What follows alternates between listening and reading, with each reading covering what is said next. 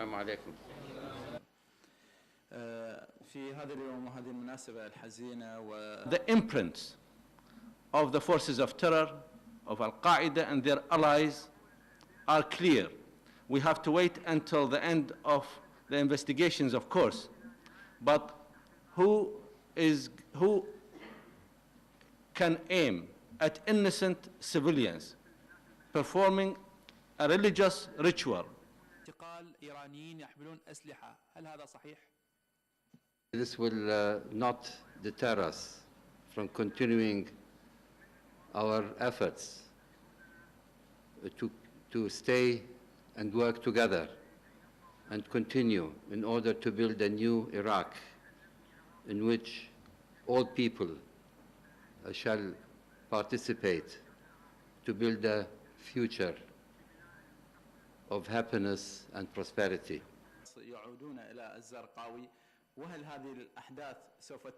On this occasion, the Governing Council announces that there will be a period of mourning for 3 days all over Iraq. هل توفرت لديكم إحصائية نهائية بالحادث وذكرتم الزرقاوي؟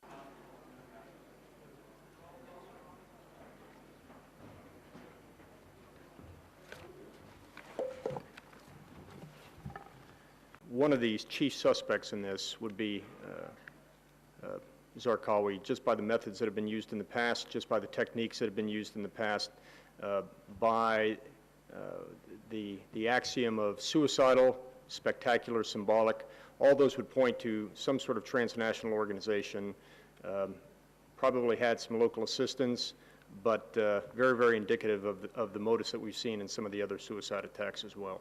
I would just add, in talking to mitigating the bombings, it seems like, again, it gets back to the question of whether you have people on. All of our suspicions would indicate that he has had a significant effect inside this country.